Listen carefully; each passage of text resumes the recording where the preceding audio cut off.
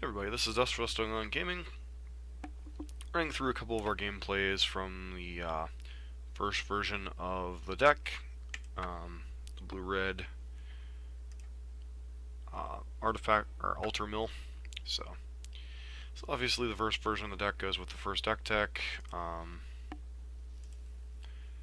Opponents were actually nice enough in most of these matchups to let us play.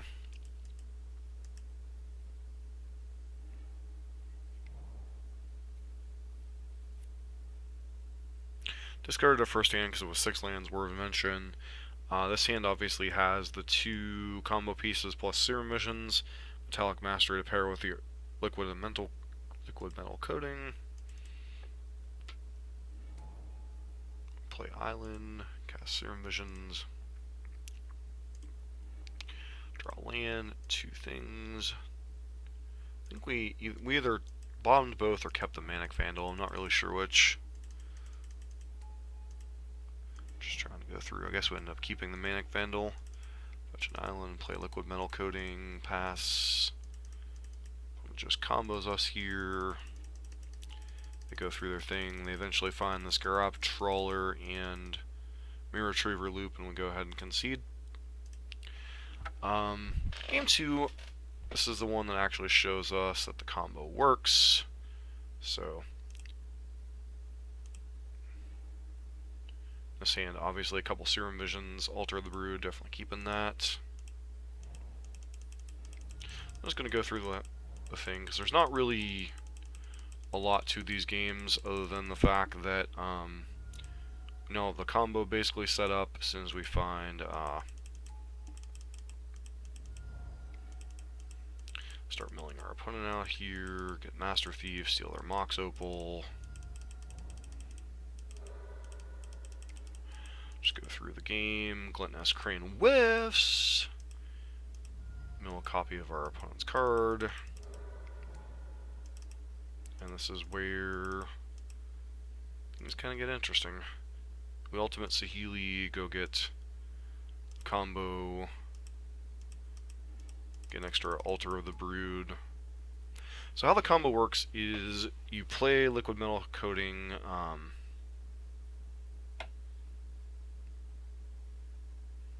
use Liquid Metal Coating to copy target Saheeli. Saheeli becomes an artifact. We'll go through that here in a minute.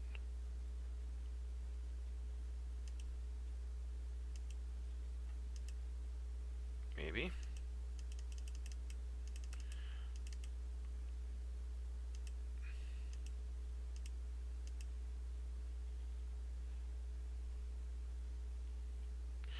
Alright, so I guess we had gone through a few iterations of the combo as I was speaking through. Long story short, Alter the Brood in play, copy Saheeli Rai, or Liquid Metal Coating turns Saheeli into an artifact, minus on Saheeli herself, make a copy, keep the new copy, keep looping this, Alter of the Brood while it's in play. Each time you're doing this iteration, your opponent's getting milled for 1. This card gets around targeting effects, because it says each opponent, so nothing like Leyline or Witchbane Orb or any of that's going to stop the combo. So it's important to note that this combo actually works on Magic Online, which was the primary thing going on with the deck. Third game, our opponent just ends up comboing us, or no, they don't end up comboing us, but they end up, we get to a point where, let's go into game 3. And yes, I'm just running through these quickly because there's really not a whole lot to these games. They're actually overall pretty dreadful. Obviously, I made a mistake by boarding in Pithing Needle. It doesn't actually stop Crackling Ironworks. Our opponent notifies us at a later point. We hold up Opt, we play Opt, find an Ocean Thief, Pithing Needle. This is where our opponent tells us that Crackling Ironworks can't be named by Pithing Needle because it's a mana ability. They play their stuff. Gluttonous Crane whiffs again, puts a Saheeli on the bottom of our deck. There's the Altar of the Brood, so as soon as we find another Saheeli Rai, we're in good shape. Play a Liquid Metal Coating out, use Serum Visions. Probably should have actually maybe kept the welding jar there. Yep, we find Saheeli. Next turn we could conceivably go off. We try to. It doesn't work because our opponent has Nature's Claim. You know, fun stuff. There's the Crackling Ironworks. We play Saheeli. Make a copy of ourselves, turn it into an artifact. Our opponent immediately tags it with a Nature's Claim. And that was pretty much game. As we'll see here in a minute. As to why I conceded. It's like our opponent kept an absolute garbage hand. It's like, why? Yeah, they just sacked their Crackling Ironworks from Metallic Mastery here. Attack with Glintless Crane. There's another Crackling Ironworks. Sorcerer's Spyglass. We see 2 copies of Nature's Claim, and that was enough for us to concede, because we'd have to assemble the combo 3 times through that. Another important game was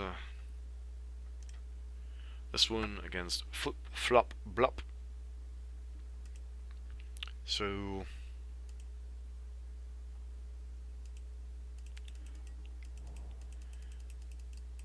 this is a post-sideboard game. We're up against a Naya ramp-ish strategy. It is like, it's got the, once again, Glintless Crane missing. Another problem with this deck.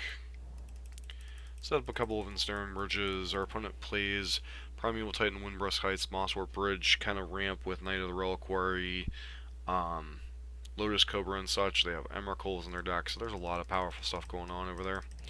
Playing an Ensnaring Bridge slows them down for a while, but we still need to find the combo. They go ahead and Summoner's Trap into Nest Invader.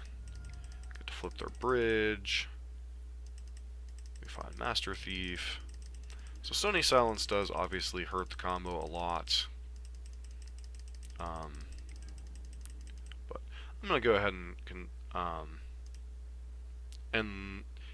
end the replay here. The main thing was just to show the power of Ensnaring Bridge, and that it can stop a lot of these bigger mana decks and such in their tracks. So, all that said, the first build of the deck kinda had its weak points.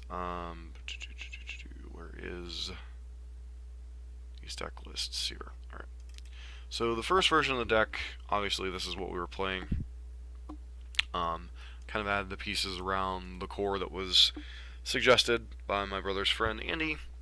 4 of Saheeli Rai, 4/4/4. It's kind of hard to find the combo. Cantrips in Modern are not great. It's possible we would even want something over, like Sleight of Hand over Opt in its utility, and lets us see the same amount of cards, but doesn't necessarily have to keep a card on top. Glintless Crane, with this version, we whiffed a lot. We often put Saheeli Rai on the bottom. Felt awful. Wormcoil Engine's fine, but it does take us, if we don't have Pentad Prism, it does take us until turn 6 to get there, and often the only way we're surviving until turn 6 is on a Ensnaring Bridge, and then our Wormcoil Engine can't attack. It's just a lot of flaws going on with this deck, or at least the initial build of the deck. Cards I did like the combo, it's fine. Liquid Metal Coating, Saheeli Rai, Alter the Brood. I mean, it's a 3-card combo. Saheeli herself in a slower prison deck seems actually very powerful, enabling setting up things. Even if for some reason you suspect your opponent can stop the combo with like a bolt or something. You know, her ultimate is very powerful, being able to go get basically assemble the combo other than another Saheeli Rai. Worm Invention, we never really drew it in a point where it would be relevant. Pentad Prism, obviously kind of more relevant when we're trying to empty our hand. Sideboard was a little bit all over the place. And the Echoing Truth seemed fine. The third Ensnaring Bridge was brought in a lot. Pithing Needle, Sorcerer's Spyglass. So all in all, I've come up with version 2.0 after seeing some of our flaws in game 1, or against all those various matchups. Hopefully Magic Online will pull it up here quickly. So basically this is, for lack of a better term, this is somewhat akin to the blue-red prison decks that have been doing well in certain people's hands on Magic Online. They've also taken down a few Star City Events Classics and a few other random stuff like that. So the main thought process is you keep a Saheeli Rai combo going, get rid of all the creature nonsense. Most of what was going on wasn't strong enough. I'm trying to keep the budget cost down while still building a very competitive deck. So we're not maxing out on Mox Opals. We're not bringing in Chalice of the Voids. We're not maxing out on Engineered Explosives. But at the same time, those cards are kind of necessary for this style of strategy to work. So I'm trying to see how close to blue-red prison I can get without like dropping all of the money cards into the deck, and at the same time still keeping the distinctive flavor of the combo itself. So to that end, Whir of Invention goes up to a 4 of, so we can find our Liquid Metal Coating or Altar of the Brood. Also have a copy of Inventor's Fair to go find the cards. Another main change in this deck is we need another win con besides the combo. So I have brought in Antiquities War. It does give your opponent a 2-turn heads up. So if they can find a way to deal with all your artifacts or with Antiquities War. But I mean, obviously Antiquities War lets you look at the top 5 cards, find artifacts. That's relevant in this deck. 5/5s, kind of hard to beat a bunch of 5/5s if you have like 5 or 6 5/5s on the board. Opponent only has like 1 or 2 creatures, could easily kill them with Antiquities War. This is kind of our backup kill con in the deck. Beyond that, a lot of the either early artifacts to enable Whir to be more effective, or just random hate pieces or things to hold you in the game. For Mishra's Bauble as both cantrip and early artifact count to up your Mox Opal. Allows you to do a little bit of scrying with your Scalding Tar and some Flooding Strands, so that can be relevant. Engineer Explosives, obviously a very good card overall in Modern. A lot of 1 and 2 mana cards that this answers. Welding Jar helps protect the combo, helps protect your other artifacts. Altar of the Brood, part of the combo, enough said. Obviously, with all these cheap artifacts, you could like mill your opponent out a little bit. Expedition Map as another cheap artifact / way to go find your Inventor's Fair or Academy Ruins. Pyrite Spell Bombs, both as early interaction against certain hate creatures, also cycles. Pretty decent card to have in the deck. 1 of Pithing Needle and Sorcerer's Spyglass to stop difficult permanents like Planeswalkers, etc. Couple Search for Azcanta. This is obviously kind of your late game to set up your combo. Saheeli Rai, obviously not the easiest card in your deck to find because it's not an artifact. However, if you manage to flip a Search for Azcanta, eventually you're going to find one of your Saheeli Rais to finish up your combo. Penthead Prism to go with Mox Opal to kind of accelerate your emptying your hand for bridge or setting up Big Whir of Invention, etc. Ensnaring Bridges, this is your primary protection. Know it, love it. It's what keeps you alive long enough to set up your combo, because it's very hard to set up a 3-card combo in Modern. Saheeli Rai, pretty powerful in this deck. Is it better than Tezzeret the Seeker? I don't know. I mean, obviously it sets up a combo kill. Bottle Cloister players nicely with Ensnaring Bridge. You get this 2-card combo going, your opponent can't attack you during their turn at all, except for 0 power creatures. And obviously we've already discussed the Antiquities War. Sideboard, Padim, protects your combo, protects your, especially Saheeli once she becomes an artifact. Allows you to draw some cards in some grindier matchups, so pretty reasonable to run a couple of those. Couple of Pyroclasms against fast creature decks. Gearfor Aether Grid, both as an alternative win con against things like Stony Silence, also works out pretty decently against decks like Affinity or Counters Company. The lower to the ground small creature decks that you need additional removal against. Another Welding Jar protect the combo. Same thing with the Spellskites. Spellskites can also be relevant against like things like Burn, Bogles, and Infect. Grafdigger's Cage as a bullet target against graveyard decks, a couple Dampening Spheres for things like Tron and against things like Tron and Storm. Sun Droplet, this is kind of a random, just thinking of another card for an aggro deck.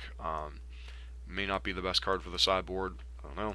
And Witchbane Orb against things like Burn and Valakut. So, Witchbane Orb usually is in the main deck of some of these blue-red prison decks, but obviously we're kind of more of a combo prison deck than we are the traditional blue-red prison. So this will be the decks we'll actually be playing probably on stream today, later. But for now, wanted to show a couple of the things we learned from the first couple of games, and then also wanted to play out why I went to this particular version of the deck. Some of the card choices, we're going to see how important things like Mox Opal are in terms of like budget-ish restrictions, etc.